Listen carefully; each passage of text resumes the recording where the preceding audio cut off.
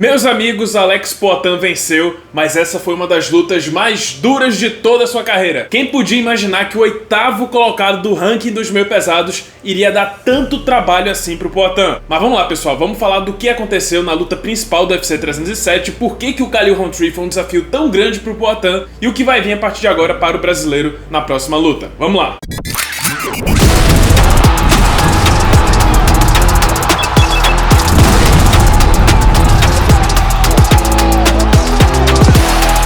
E eu tinha avisado pra vocês no vídeo de palpite que essa luta poderia demorar mais do que o esperado, que o Khalil poderia sobreviver mais do que a gente estava esperando. E assim, não vou dizer que não teve como não subestimar o Khalil Rountree de certa forma, não dizendo que ele é uma luta fácil, mas assim, comparado aos adversários anteriores do Poatan, que enfrentou 5 ex-campeões como Sean Strickland, Israel Adesanya, Jiri Prochazka, Jan Blachowicz, não há como negar que o Khalil Rountree era sim uma queda no nível de adversário, pelo menos desse ponto de vista. Afinal, o Khalil Rountree era o 8º colocado do ranking dos meio pesados, nem sequer deveria estar disputando esse cinturão nesse sábado e já foi derrotado por lutadores praticamente medianos, como por exemplo Ion Cutelaba. Mas no fim das contas o Khalil foi aquela grande zebra. Ninguém dava nada pro cara, só que o cara entregou tudo durante a luta. A primeira coisa que chamou atenção, na minha opinião, no Khalil foi a frieza. Ele chegou no octógono como se fosse um dia qualquer, nem parecia que ele estava disputando o cinturão dos meio pesados na luta mais importante da sua vida e contra o lutador mais assustador do UFC na atualidade. O cara estava tranquilo, encarou o Poatan, olhou ele olho no olho, sem piscar, sem dar nenhum tipo de titubeada, e quando começou a luta foi impressionante. Diferente de vários outros lutadores que enfrentaram o Poatan, o Khalil não cedeu, não botou a marcha ré, muito pelo contrário, marchou pra frente com aquela guarda alta, fechadinha do Muay Thai, e o mais surpreendente ainda, a velocidade que ele apresentou nessa luta. Não só em golpes, nos socos assim, mas também a velocidade que ele tinha pra entrar no raio de ação do Poatan. A cada sequência de golpes o cara tava chegando e com muita rapidez. O primeiro e segundo round foram os rounds mais duros que o Poatan teve na luta em pé desde o Israel Adesanya. E depois do Adesanya, nenhum outro ex-campeão do UFC deu tanto trabalho pro Poatan quanto o Khalil Rountree. E não foi só isso, dava pra perceber que o Khalil tava pegando os padrões do Poatan, tava entendendo os golpes que o Poatan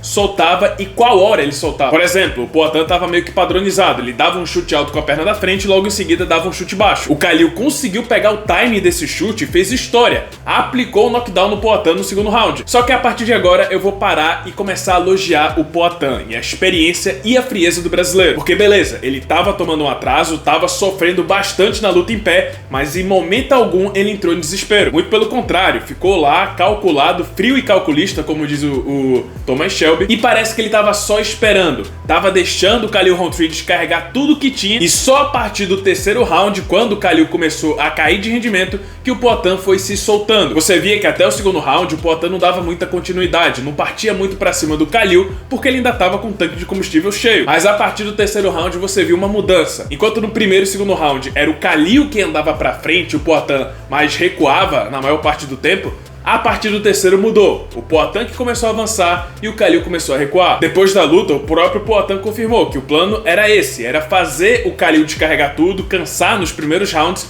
e começar a crescer depois do terceiro. O famoso rope-a-dope do Muhammad Ali contra o George Foreman. E funcionou. A partir do terceiro round, o Poatan começou a apertar o passo, somado àqueles chutes na panturrilha que minaram a movimentação do Khalil, e assim ele passou a construir o nocaute. Quarto round, então, foi o colapso do desafiante. O Poatan partiu pra cima, finalmente fez o seu jogo, encurralou o americano na grade e começou a descarregar golpe. Khalil resistiu bravamente, ficou com o rosto todo ensanguentado, todo cortado, não desistiu, ainda tentava contra-atacar contra o campeão, mas não teve jeito. E no fim das contas, não foram nem os golpes na cabeça que encerraram a luta, mas foram golpes na linha de cintura. Pegou bem no fígado, o Khalil arrefeceu, ficou no chão e aí finalmente encerrou a luta. Vitória de Poatan por nocaute técnico no quarto round. Quanto a isso do cardio, do gás do Khalil Rountree, eu ainda tenho uma coisa a adicionar em elogio ao Poatan, porque o Poatan já havia chegado em Salt Lake City, que é uma cidade que fica na altitude mais elevada, muito tempo antes da luta, justamente para poder se aclimatar e não acontecer o que aconteceu com o Khalil,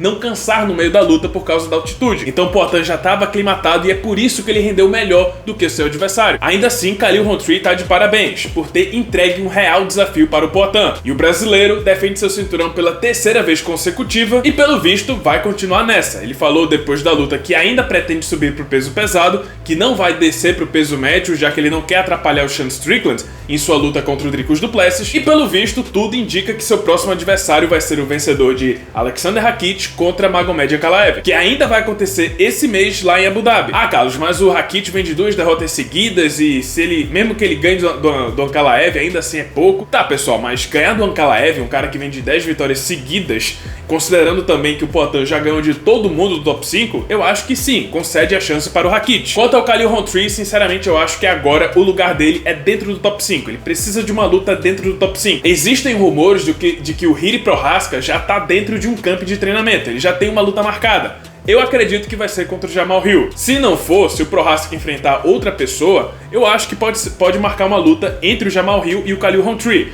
Uma luta que já havia sido marcada no UFC 303, só que acabou sendo cancelada de última hora. Mas é isso, pessoal. Esse foi o vídeo. Espero que tenham gostado. Se você gostou, deixa seu like, se inscreve no canal, já ativando o sininho das notificações para não perder o próximo conteúdo. E é isso. Muito obrigado por terem assistido e até a próxima.